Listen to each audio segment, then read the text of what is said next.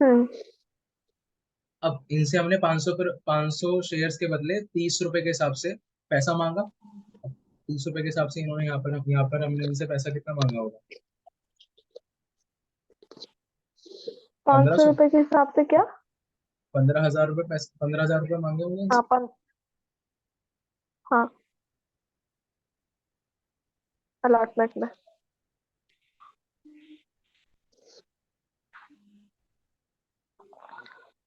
है ना? हम्म। अब हुआ क्या? अब हुआ क्या कि भाई आपने बोला मैं बहुत बिजी रहती हूँ, मेरे से बार बार पैसे मत मांगना है। तो हमने कहा ठीक है, तो फिर आप पहले दे दो। तो आपने क्या करा, आपने अपनी अमीरी दिखाई, और ये तो पैसा दिया ही दिया, साथ साथ ये वाला पैसा भी दे दिया। ठीक है। तो ये जो आपने पहले ही अगली कॉल का पैसा पहले ही दे दिया, तो this is known as calls in advance. तो आपने कितना पैसा दे दिया होगा पहले ही? 500 × 10 यानी कि 5,000 रुपये। तो ये जो 5,000 रुपये हमें पहले ही प्राप्त हो गए, हमें मतलब कंपनी को जो पहले ही प्राप्त हो गए, ये क्या कहलाएगा? Calls in advance. Course in advance. ठीक है ना? कि हमने पैसा मंगाया नहीं था, लेकिन उस कॉल के बदले पहले ही पैसा आ गया एडवांस के तौर पे। समझ आ रही है आपको? है ना? अब इसके इसके साथ साथ मैं एक छोटी सी चीज बताऊंगा, जिसको आप ध्यान से समझना। कॉल्स इन एडवांस बताइए, अब क्योंकि ये हमें एडवांस में मिल गया पैसा, और इसके बदले तो ये एडवांस में जो पैसा मिल गया, ये मेरे लिए क्या है? ये लाइबिलिटी होती है। हाँ। अब लाइबिलिटी जब भी बढ़ती है तो क्या करते हैं? क्रेडिट करते हैं। क्रेडिट। हाँ, और अगर मैं क्रेडिट कॉल्स करते इन हैं। अरियर्स के बारे में पूछूं, कॉल्स इन अरियर्स, जो पैसा मुझे नहीं मिला, वो मेरा क्या है? वो ए- नुकसान है मेरा, एक्सपेंस कहिए या हम्म। लॉस कहिए। है ना? अब लॉस बढ़ता है तो क्या करते हैं? डेबिट करते हैं। डेबिट। तो बस, तो कॉल्स इन अरियर्स हमेशा क्या होते हैं? डेबिट होते हैं। कॉल्स इन एडवांस हमेशा क्या होती है? क्रेडिट होती है। खत्म।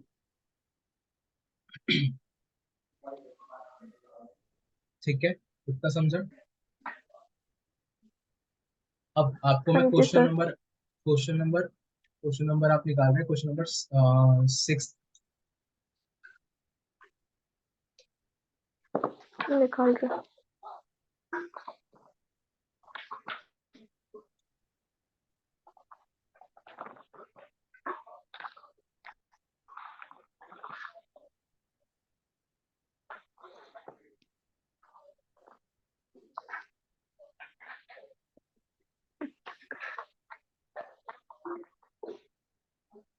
6 नहीं, 7 निकाल दे sir.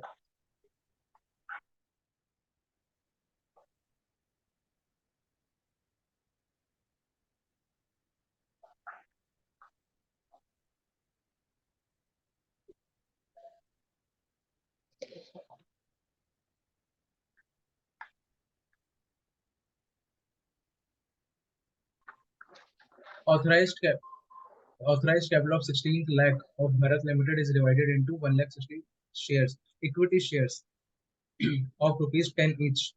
Out of these shares, 80,000 equity shares were issued at par to public for subscription. इसका मतलब देखो, आप समझ रहे हो? यहाँ पे पूरी ऑथराइज कैपिटल कितनी थी? 16 लाख रुपए, और उसको डिवाइड कैसे कर रखा है? 1,60,000 रुपए। तो 1,60,000 शेयर्स के रूप में 10-10 रुपए का हर एक शेयर है। ठीक है। और ये 10 रुपए क्या होगा इसकी? Nominal value. क्या होगा इसकी हाँ, nominal value? Out of these nominal shares, value. 80,000 equity shares were issued at par. तो आपने इशू कितना करा? 80,000 शेयर्स।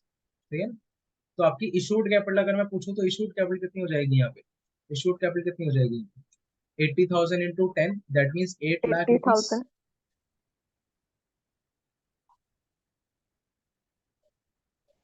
हाँ।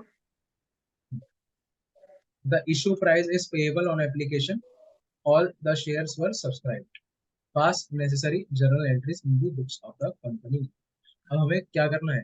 अब यहाँ पे उन्होंने बोला है क्या कि भाई हमने टुकड़ों में पैसा मंगाया है, कि एप्लीकेशन पे 20 रुपए इतना, एप्लीकेशन पे इतना, अलॉटमेंट पे इतना, फर्स्ट कॉल पे इतना? नहीं। उन्होंने क्या बोला? पूरा पूरा जो इशू प्राइस है पूरा का पूरा कैसे पेएबल है, अन एप्लीकेशन। तो मतलब सारा का सारा पैसा कहाँ पे मिल जाएगा हमें, एप्लीकेशन। तो ये कौन सा क्वेश्चन हो गया लमसम का, कौन सा क्वेश्चन हो गया लमसम। एप्लीकेशन पे लमसम, लमसम वाला। क्वेश्चन करें फटाफट से।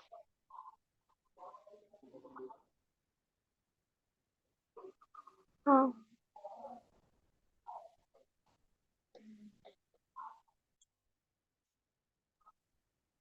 सबसे पहले एंट्री होगी किस चीज की, एंट्री होगी सबसे पहले सबसे तो पैसा आने की। तो पैसा आने की एंट्री होगी bank account debit. To share share application account. Share application. अब एक छोटा सा ट्विस्ट है यहाँ पे, application and allotment.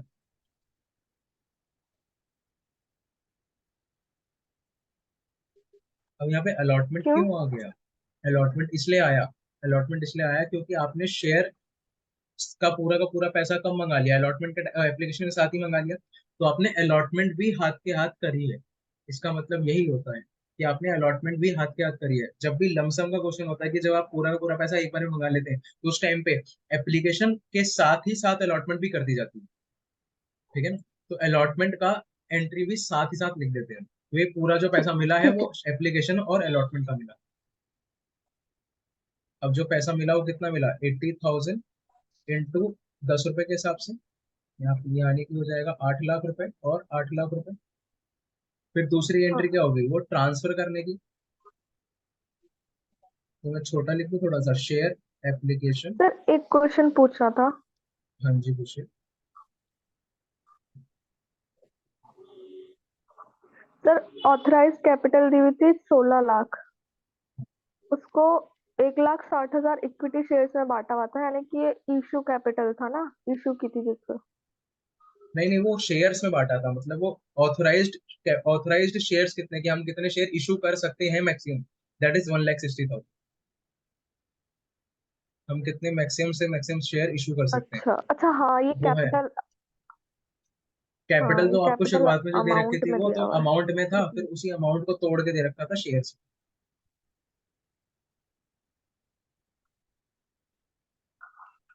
Modern Dairies Limited was registered with an authorized capital of rupees 10 lakh divided into 750 equity shares, 750 equity shares of 100 each, and 2,500 preference shares of 100 each। मतलब अपने total capital को उसने दो भागों में बांट दिया, एक तो इक्विटी और एक प्रेफरेंस। फिर उसके बाद हम्म। उसमें से 1,000 equity shares, 1,000 equity shares and 500 preference shares, 9% preference shares were offered to the public. मतलब ये इतना इतना इसने इशू करा है, इतना इसने इशू करा है। ठीक है। ठीक है। Equity share payable 10 rupees on application, 40 rupees on allotment, and balance in two calls of rupees 25 each, 25 each. यानी कि फर्स्ट कॉल भी 25 रुपए की और सेकंड एंड फाइनल कॉल भी 25 रुपए। सही है। फिर प्रेफरेंस, ठीक प्रेफरेंस है। शेयर कैसे आएगा, प्रेफरेंस शेयर में बोला है preference shares are payable 25 rupees on application, 25 on allotment and 50 on first and final call. मतलब इसमें सिर्फ और सिर्फ फर्स्ट एंड फाइनल कॉल करी गई है, सेकंड कॉल नहीं करी। All the shares were applied for and allotted, amount due was duly receive. इस लाइन का मतलब क्या है, amount due was duly receive. तो वे जितना भी अमाउंट अमाउंट हमें मिलना था वो पूरा का पूरा हमें पैसा मिल गया। ठीक है। तो इसका थोड़ा सा मैं वर्किंग करके दिखा रहा हूँ शुरुआत में, फिर उसके बाद हम आगे बढ़ेंगे, मतलब जर्नल एंट्रीज करेंगे। अच्छा, अब आप अगर आप देखोगे तो क्वेश्चन में लिखा हुआ है you are required to prepare cash book, pass necessary journal entries and show share capital in balance sheet. तो बैलेंस शीट वाला काम और कैश बुक वाला काम ये मैं दोनों आपको सिखाऊंगा बाद में। अभी हम सिर्फ और सिर्फ क्या कर रहे हैं, नेसेसरी जर्नल एंट्रीज। ठीक है। ठीक है। क्या बताना है? थोड़ी सी वर्किंग बता रहा हूँ कि क्वेश्चन में क्या बोला है वो। ठीक है। तो देखो क्या बोला ठीक है। क्वेश्चन में। क्वेश्चन में बोला था उन्होंने कि कितने 70, टोटल जो भी ऑथराइज्ड कैपिटल था उसका, उसको उसने दो भागों में बांटा था। एक तो 7500 और एक 2500। हम्म, ये थे इक्विटी शेयर्स और ये है प्रेफरेंस शेयर्स। अब ठीक। प्रेफरेंस शेयर्स के साथ क्या होता है ना, प्रेफरेंस शेयर्स के साथ क्या होता है कि उनके आगे ना परसेंटेज लिखा हुआ होता है, उनके आगे परसेंटेज लिखा हुआ होता है, परसेंटेज और आगे प्रेफरेंस शेयर्स।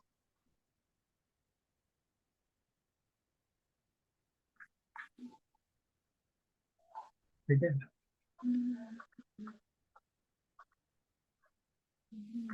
हम्म। ठीक है। तो ये इससे जो आपने अगर क्वेश्चन में पढ़ा हो तो क्वेश्चन में देखा होगा आपने 9% प्रेफरेंस शेयर लिखा है ना। तो उससे घबराना नहीं है, वो कुछ है नहीं, वो क्या है, वो आपको पता है क्या शो कर रहा है? हाँ। वो शो कर रहा है डिविडेंड का रेट। अगर आपको याद हो तो मैंने बताया था कि प्रेफरेंस शेयर्स के केस में क्या होता है, डिविडेंड का रेट जो होता है वो फिक्स्ड होता है। तो इस वजह से हम पहले से लिख के चलते हैं कि वो जो प्रेफरेंस है उनका हम्म। डिविडेंड कितना है, कितना परसेंट है। लेकिन इक्विटी शेयर में फिक्स्ड रेट नहीं होता, तो इस वजह से उनके आगे कोई परसेंटेज वगैरह नहीं लिखते हैं। ठीक है। ठीक है। अब आगे समझना। अब इक्विटी वालों से उन्होंने कितना इशू करा, सिर्फ और सिर्फ 1000 इक्विटी शेयर्स इशू करे। ठीक है ना। और 2500 में से कितना शेयर इशू करा, 500। पाँच और सौ ये टुकड़ों में मंगाया इनके बदले पैसा। हम्म। एप्लीकेशन अलॉटमेंट 10 रुपए का। फर्स्ट कॉल और सेकंड कॉल।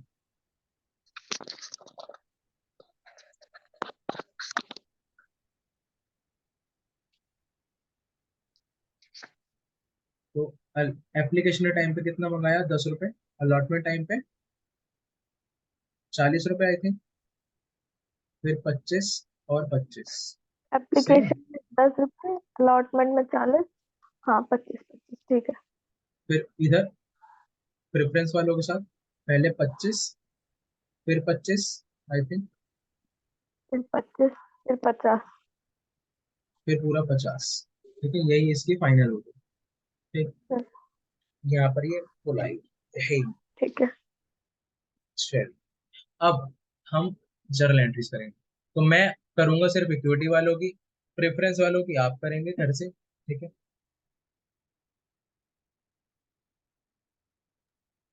ठीक है सर। सबसे पहले पैसा आएगा एप्लीकेशन के बदले। Bank account debit to application account.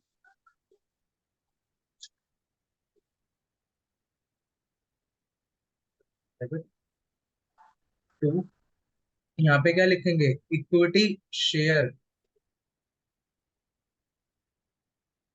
Application.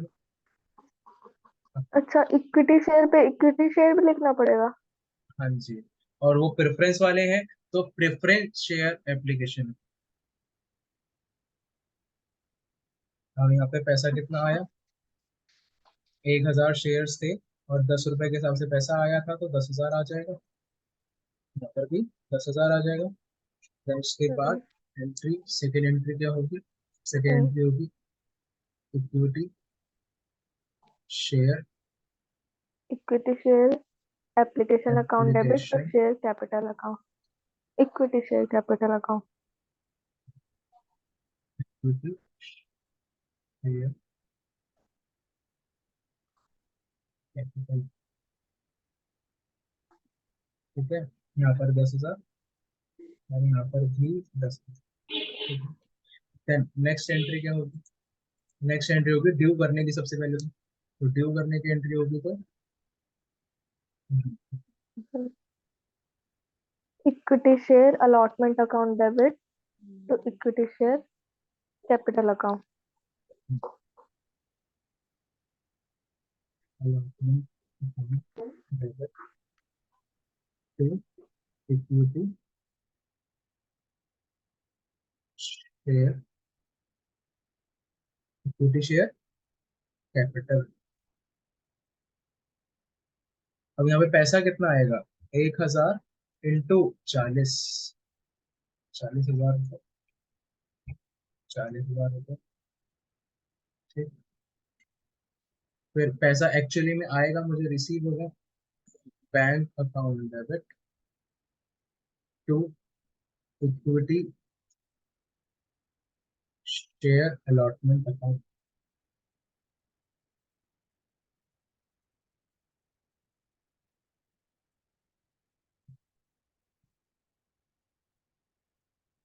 आप हो? हेलो?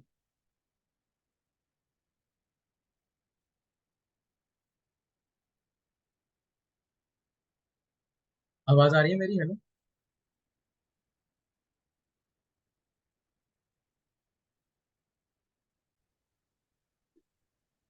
अब हम फर्स्ट कॉल को ड्यू करेंगे सबसे पहले। तो हम कैसे लिखेंगे? Equity share first call. First call को आप पूरा फर्स्ट भी लिख सकते हो, ऐसे भी लिख सकते हो, लेकिन कोशिश करें कि हमेशा जैसे क्वेश्चन में जिस तरीके से लिखा है, अगर फर्स्ट ये न्यूमेरिकली लिखा है तो न्यूमेरिकली, अगर वैसे वर्ड फॉर्म में लिखा हुआ है तो वर्ड। अकाउंट डेबिट ठीक टू है। Equity share capital account. यहाँ पे पैसा कितना आ जाएगा? 1,000 इंटू ठीक है। 25 रुपये, 25,000, 25,000। ठीक है। तो इस तरीके से आप पूरा कर लेंगे इसे आगे। इसको छोड़ सकता हूँ मैं यहाँ पे। हाँ। और प्रेफरेंस वाले का मैं एक करके दिखा दे रहा हूँ, फिर उसके बाद आप करते रहिएगा। ठीक है। तो प्रेफरेंस वाले को देखिए, सबसे पहले वही सेम बैंक में पैसा आएगा। ठीक है।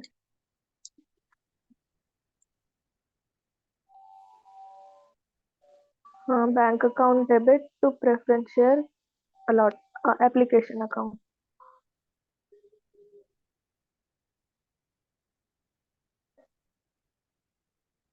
देखो कितनी जल्दी लिखा मैंने।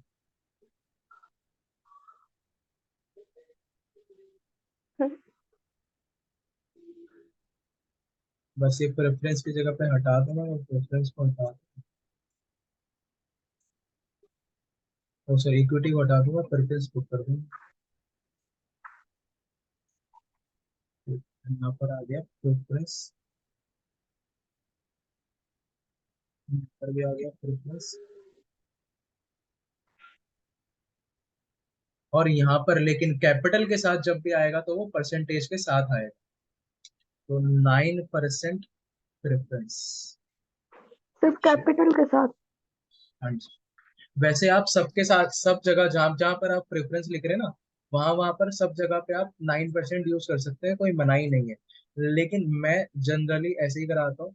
ज्यादातर टीएस ग्रेवाल के सॉल्यूशंस अगर आप देखेंगे तो उसमें आपको ऐसे ही दे रखा है, जहाँ पे कैपिटल है वहीं पे परसेंटेज है।